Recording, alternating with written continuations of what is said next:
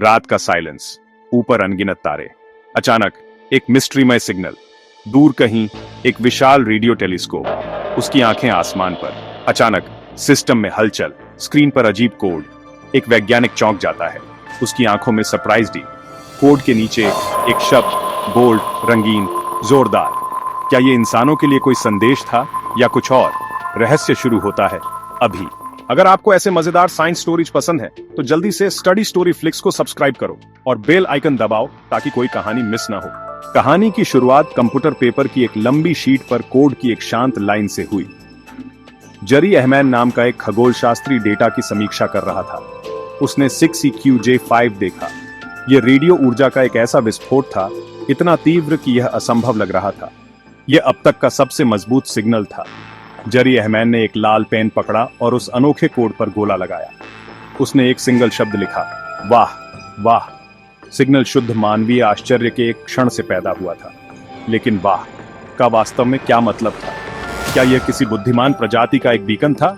यह एक ऐसा सिग्नल था जो एक संभावित अलौकिक प्रसारण के लिए सभी मानदंडों को पूरा करता था।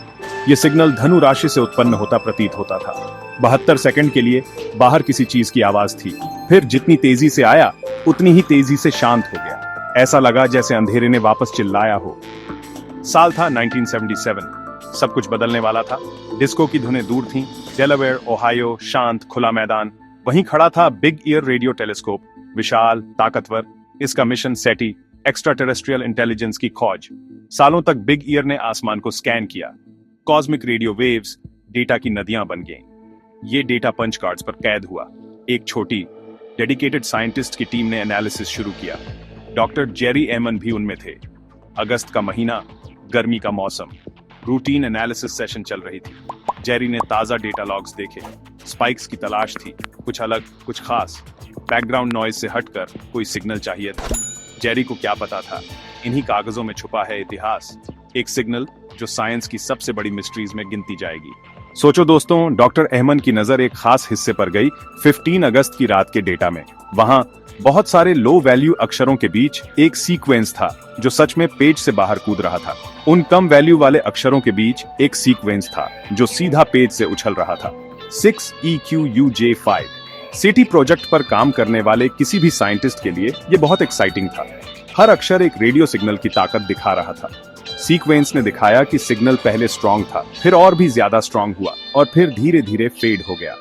ये वही एग्जाम्पल था जैसा वो लोग ढूंढ रहे थे। डॉक्टर अहमद ने पूरे 6EQUJ5 को घेरा और प्रिंटआउट के किनारे पर लिखा, वाओ वाओ।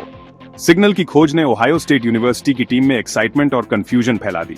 सबसे पहले उन्होंने चेक किया कहीं ये सिग्नल कोई एयरप्लेन या सैटेलाइट से तो नहीं आया, लेकिन सिग्नल की फ्रीक्वेंसी देखकर धरती से आने वाला सोर्स बहुत अनलाइकली लगा। सिग्नल का बिहेवियर पूरा सेलेस्टियल था, मतलब आसमान से ही आया। एक फीड हॉर्न को सिग्नल मिला, लेकिन जब दूसरे ने वही जगह देखी तो बस साइलेंस थी।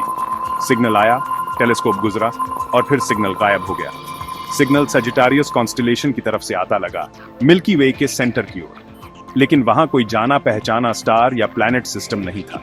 टीम ने फिर से सिग्नल ढूंढने की कोशिश की। दुनिया भर की ऑब्जर्वेटरीज को अलर्ट किया, पर कुछ नहीं मिला। क्या वो फिर कभी बोलेगा? वाओ, सिग्नल इतना खास क्यों था? चलो आसान भाषा में समझते हैं। ये सिग्नल 1420 MHz पर मिला था। इसे कहते हैं हाइड्रोजन लाइन। ये फ्रीक्वेंसी पूरे यूनिवर्स के लिए बहुत इंपॉर्टेंट है। हाइड्रोजन सबसे कॉमन एलिमेंट इसी फ्रीक्वेंसी पर सिग्नल छोड़ता है। नेचुरल रेडियो सिग्नल इसी पर आता है। साइंटिस्ट्स मानते हैं अगर कोई एलियन मैसेज भेजेगा तो यही चैनल चुनेगा इंटरस्टेलर कम्युनिकेशन के लिए। ये एक तरह का यूनिवर्सल कॉलिंग कार्ड है। सबको पता है ये फ्रीक्वेंसी खास है। अगर कोई इंटेलिजेंट लाइफ मैसेज भेजना चाहे तो वो इसी फ्रीक्वेंसी को पिक करेगा, क्योंकि सबको इसकी वैल्यू पता है। दूसरे भी समझ जाएंगे ये सिग्नल खास है, इसलिए 1420 MHz को पूरी दुनिया ने प्रोटेक्ट किया है। इस फ्रीक्वेंसी पर कोई नॉर्मल रेडियो या टीवी सिग्नल नहीं आता। ये सिर्फ स्पेस सिग्नल्स के लिए रिजर्व है, मतलब ह्यूमन इंटरफेरेंस ऑलमोस्ट जीरो है। वाओ, सिग्नल इसी फ्रीक्वेंसी के बिल्कुल बीच में था। ये कोई रैंडम जगह नहीं थी, एग्जैक्ट स्पॉट था। किसी भी अर्थ बेस्ड ट्रांसमीटर को इसकी इजाजत नहीं। इस बैंड का यूज करना मना है, इसलिए टेरेस्ट्रियल इंटरफेरेंस की चांस बहुत कम। ये ऐसा था जैसे किसी ने लाइब्रेरी में जोर से बोल दिया हो। सब चुप और एक आवाज गूंज गई। सबने मिलकर ये चैनल शांत रखा था। फ्रीक्वेंसी का सिलेक्शन या तो बहुत बड़ी कोइंसिडेंस थी या किसी ने सोच समझ कर किया था। सिग्नल बहुत स्ट्रांग था, बैकग्राउंड नॉइज से 30 गुना ज्यादा। ये कोई हल्का सा ब्लिप नहीं था, ये लाउड और क्लियर ट्रांसमिशन था। ऐसा लगा जैसे कोई या कुछ हमारा ध्यान खींचना चाहता है। सिग्नल की स्ट्रेंथ और क्लैरिटी ने इसे बाकी सिग्नल से अलग बना दिया। साइंटिस्ट ने जल्दी ही अर्थली इंटरफेरेंस को चेक किया। ज्यादातर फॉर्म्स रूल आउट हो गए। वाओ, सिग्नल एक एक्स्ट्रा टेरेस्ट्रियल ब्रॉडकास्ट के लिए प्राइम कैंडिडेट था। इग्नोर करना ऑलमोस्ट इम्पॉसिबल था। फ्रीक्वेंसी, पावर और टाइमिंग का कॉम्बिनेशन इसे एक साइंटिफिक एनोमली बना देता है।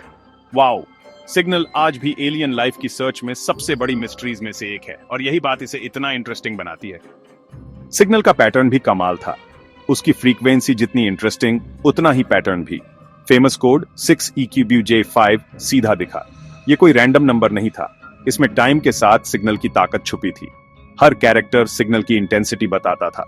हर लेटर का मतलब था। एक लेटर मतलब 12 सेकंड का डेटा। नंबर और लेटर दोनों मिलकर बताते थे सिग्नल कितना स्ट्रांग है। बैकग्राउंड नॉइज से तुलना में सिग्नल कितना ऊपर गया। सिग्नल की स्ट्रेंथ साफ दिखी। पैटर्न एकदम परफेक्ट था, पहले बढ़ा फिर गिरा, जैसे बेल कर्व बनती है। सिग्नल 6 से शुरू यू पर सबसे ऊपर गया, बैकग्राउंड से 30 गुना ज्यादा, फिर धीरे धीरे डिसअपीयर। ये गाउसियन डिस्ट्रीब्यूशन था। ऐसा ही पैटर्न फिक्स्ड सोर्स से मिलता है, जैसे टेलीस्कोप की बीम गुजरती है। बीम के पास से जाते ही सिग्नल दिखा, फिर चला गया।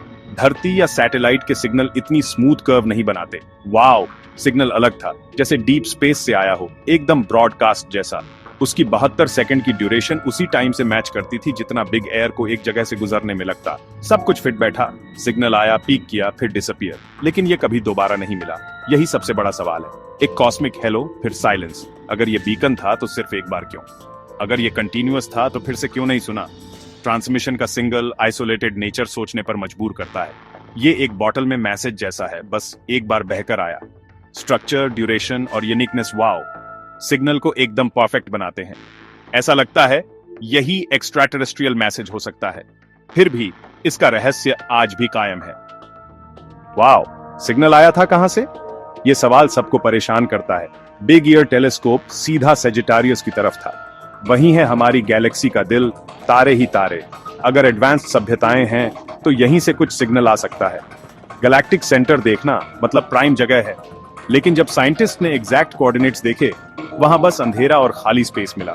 कोई ब्राइट तारा नहीं, कोई साफ सोर्स नहीं, बस जीरो से एक भूतिया सिग्नल आया। यह किसी नोन स्टार सिस्टम से नहीं था। सिंपल एक्सप्लेनेशन यहां काम नहीं आई। क्या यह किसी ऐसे तारे से था जो इतना डिम था कि दिखा ही नहीं, या फिर कुछ और ही था? कुछ लोगों ने कहा शायद ये किसी मूविंग ऑब्जेक्ट से आया, जैसे एलियन प्रोब या स्टारशिप, जो टेलीस्कोप के फील्ड ऑफ व्यू से बस गुजर गया। इसलिए सिग्नल सिर्फ एक बार मिला। जब तक दोबारा देखा, सोर्स जा चुका था। टीवी पर नो सिग्नल जैसा मोमेंट सुनने में साइंस फिक्शन जैसा लगता है, पर एविडेंस से मैच भी करता है। सिग्नल की कैरेक्टरिस्टिक्स एक नॉन स्टेशनरी सोर्स जैसी थी, पावरफुल टारगेटेड ट्रांसमिशन जैसा। वाओ, सिग्नल में परफेक्ट फ्रीक्वेंसी, स्ट्रक्चर, डायरेक्शन था, पर कोई साफ ओरिजिन नहीं। इनमें से कोई भी एक बात इंटरेस्टिंग थी, तीनों मिलकर साइंटिफिक पजल बन गई।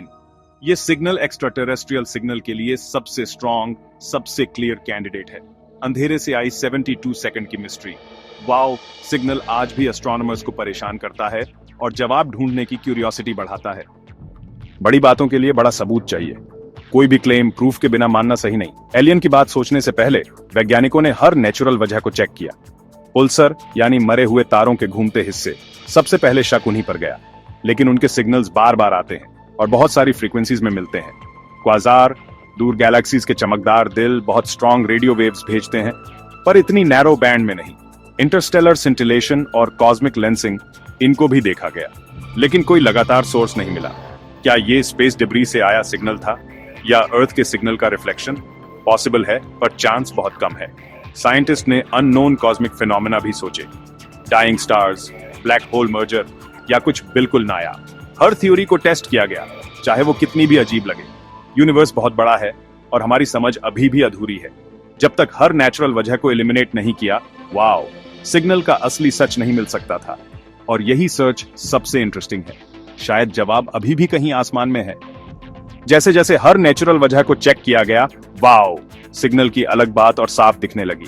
पल्सर को हटाया गया, उनके सिग्नल बार बार आते हैं और बहुत ब्रॉड होते हैं। वाओ, सिग्नल तो एकदम नैरो और एक बार ही आया। क्वासर और सिंटिलेशन भी देखे गए, लेकिन उनकी फ्रीक्वेंसी इतनी शार्प नहीं थी और वो रिपीट भी नहीं हुए। बार बार देखने पर भी कोई पक्का सोर्स नहीं मिला। अर्थ से सिग्नल रिफ्लेक्ट होने का आइडिया भी बहुत कमजोर था।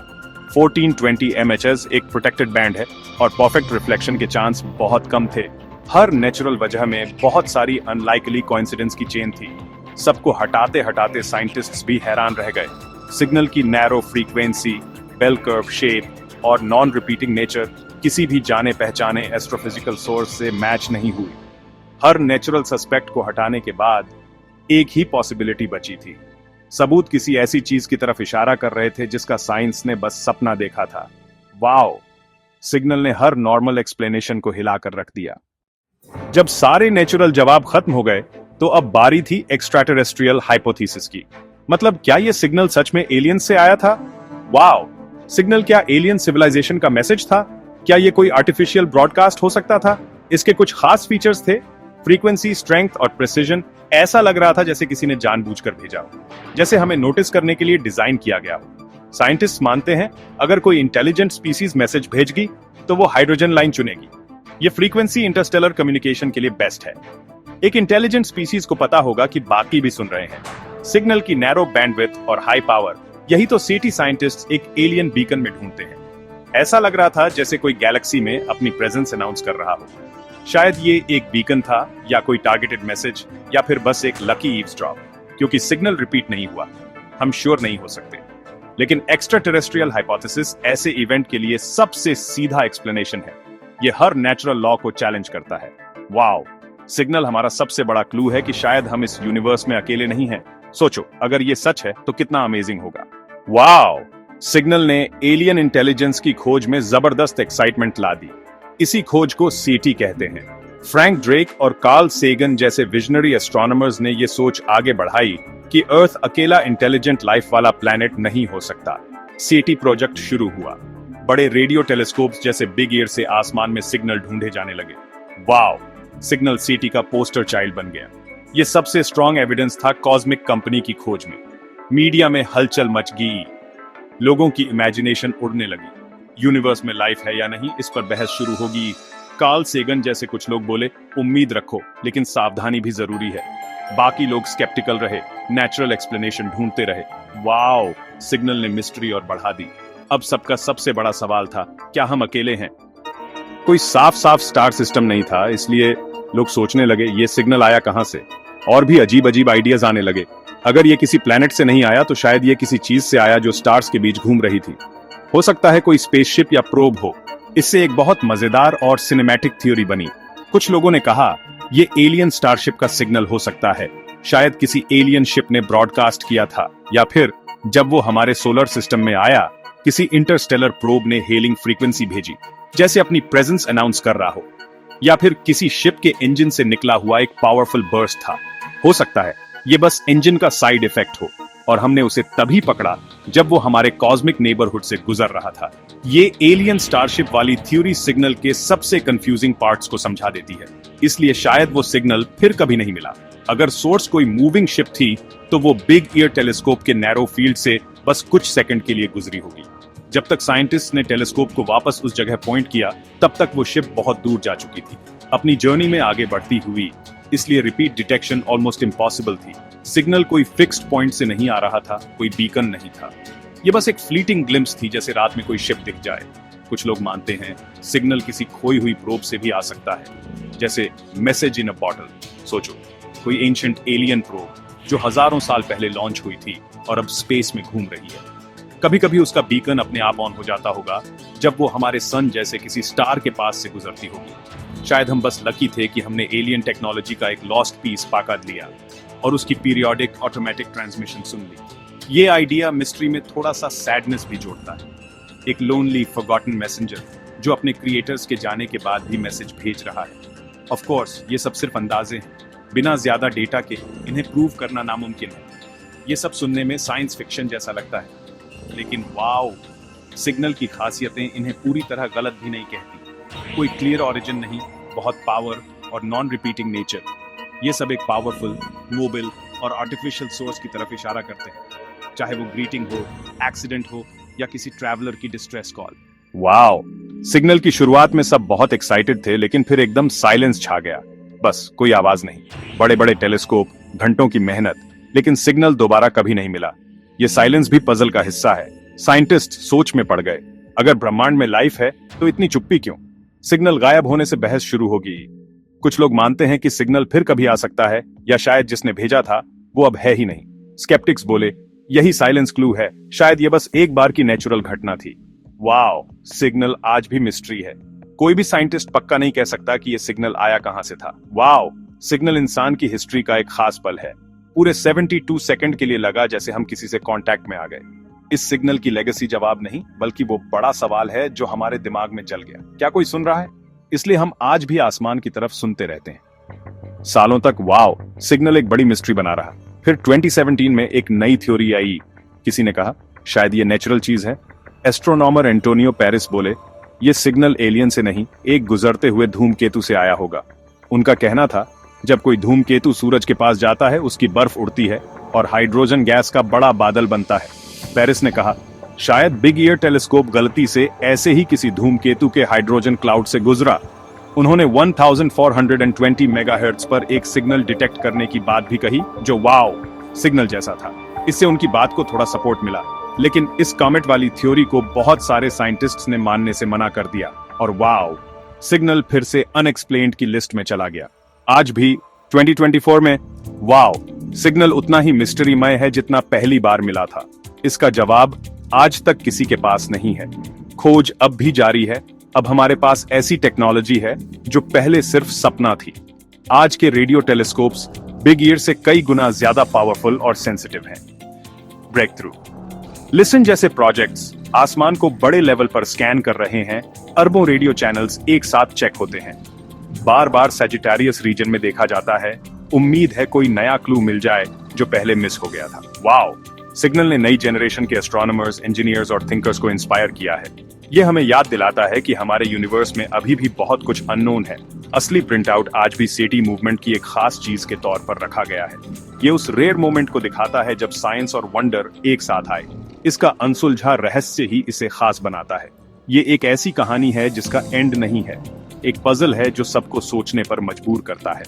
दोनों पॉसिबिलिटीज अपने अपने तरीके से बहुत बड़ी हैं।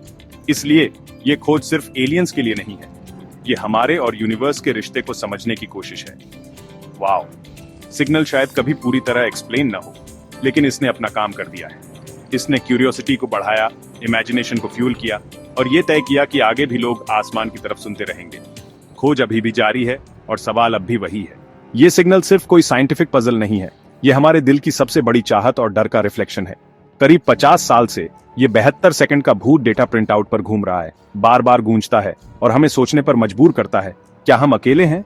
ये अनसुलझा रहस्य हमें सोचने पर मजबूर करता है, अगर कांटेक्ट हुआ तो उसके क्या बड़े असर होंगे?